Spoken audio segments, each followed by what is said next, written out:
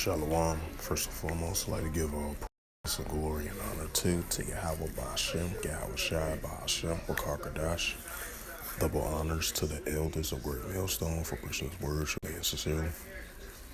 And shalom to the Akim, scattered to the four corners of the globe, pushing the word truthfully and sincerely as well too. And I say shalom to the Akim out there. And this is a sit-down lesson that I want to bring out of this recent news article. This is from the JerusalemPost.com. And this is published by Khalid Abdul Tomeh, if I pronounce his name right. Published May the 16th, 2023. Last updated May 16, 2023. And it reads, Israeli flag march in Jerusalem could lead to violence and Palestinians warn. And I'm going to bring out the Luke 21 and 25.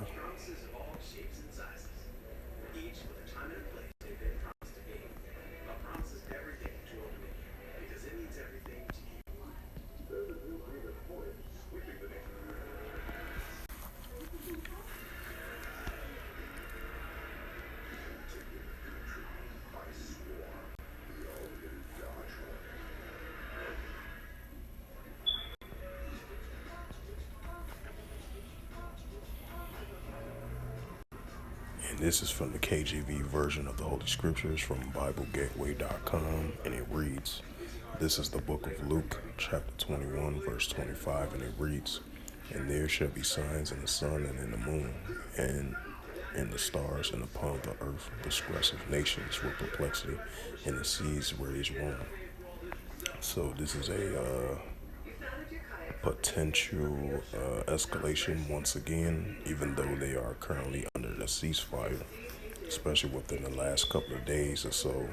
They under the current short-term ceasefire, because with the recent escalation that lasted for about 5 days between the Hezbollah army over there in Gaza versus the Israeli Defense Force, but you still have areas in Jerusalem and throughout the West Bank areas in that region in the Middle East. You still having ongoing Israeli raids. It was recent one, I believe like 2 Palestinians were killed in the latest Israeli raids. And then you've been having multiple reports of like a recent stabbing attempt from a Palestinian trying to stab an Israeli. Hey, you've been hearing that, been going on and off so far within the past couple of days or so. So now you have this right here, while the upcoming Israeli flag is about to come up. As I read it again, it says the Israeli flag march in Jerusalem could lead to violence and Palestinian warnings.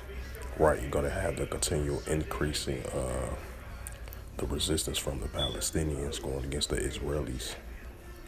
So that's an ongoing escalations as well too.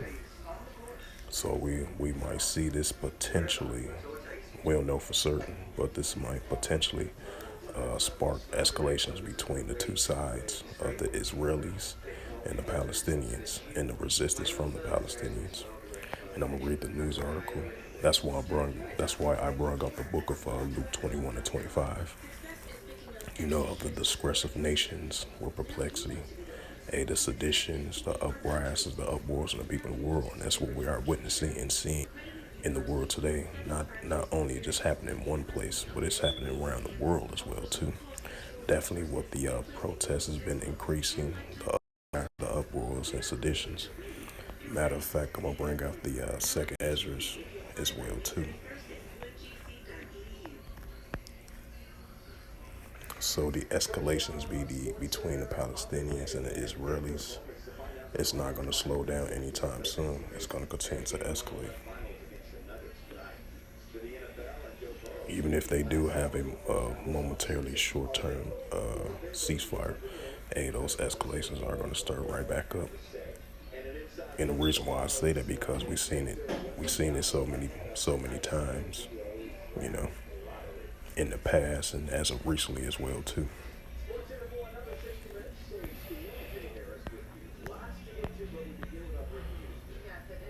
And this is the second Ezra chapter 15 and verse 15 of the Apocrypha of the Holy Scriptures, and it reads, it says, for the sword and their destruction draweth nigh, and one people should stand up and fight against one another with swords in their hands, right? And that's what we are witnessing over there in Israel-Palestine situation.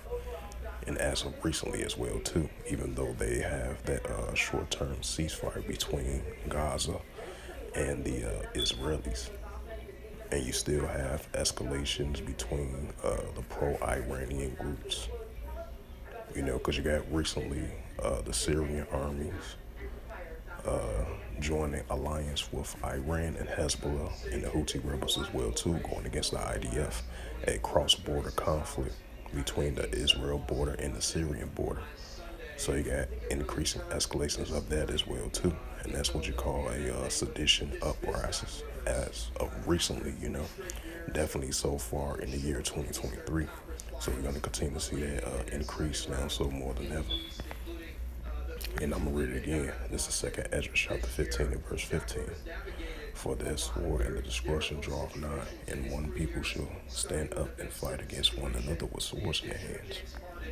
2nd Ezra chapter 15 and verse 16, and it reads, for there shall be sedition among men, invading one another. They shall not regard their kings nor their princes in the course of their actions to stand in their power, right? That's the resistance of the Palestinians going against the Israeli Defense Force, the military government and its armies. And that's what been going on an everyday basis, especially throughout the West Bank, down in southern Israel, throughout Jerusalem. We've been seeing non-stop escalations between the Israelis and the resistance of the Palestinians. So that's an uprise. That's an increasing sedition now, so more than ever. And you have this recent news article, which I'm going to read it again. I read it the second time, I'll read it the third time. As it says again, Israeli flag march in Jerusalem could lead to violence and Palestinians warn. A Palestinian activist group addressed Israel with the message, this city will only be an Islamic and Arab city and never be a Jewish city. It says the Palestinian activists have called for throttling the Jerusalem Day Flag March scheduled to take place in the city on Thursday, which that's what today's day is. Because I know today is Tuesday. Yeah, that's 2 more days away. And that's on the 18th of May.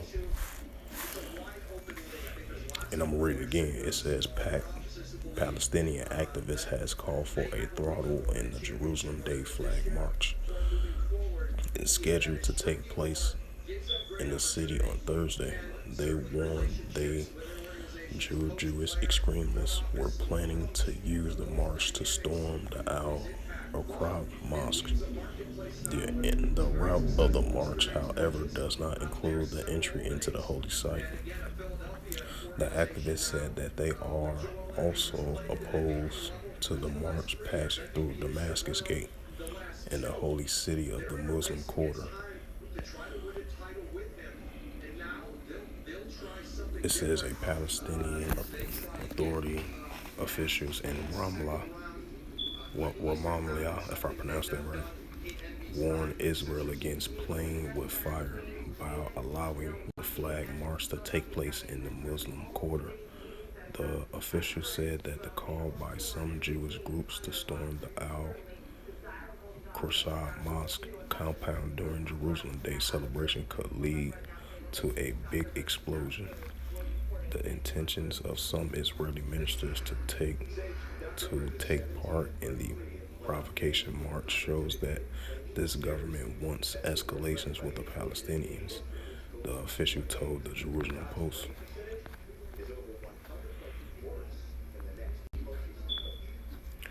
And it says the Palestinian factions based in the Gaza Strip has reportedly relayed a warning to Israel through Egyptian meditators that the Palestinians will not hesitate to resume the fighting with Israel if the status quo on the Temple Mount is altered. Palestinians has accused Israel of planning to divide the compound between the Muslims and Jews. They have further condemned the visits by Jews to the Temple Mount as violent and provocation incursions into Al-Quds. Yep, so as you see right there, might be a potential escalations. Not when, but it's a potential warning of a potential escalations.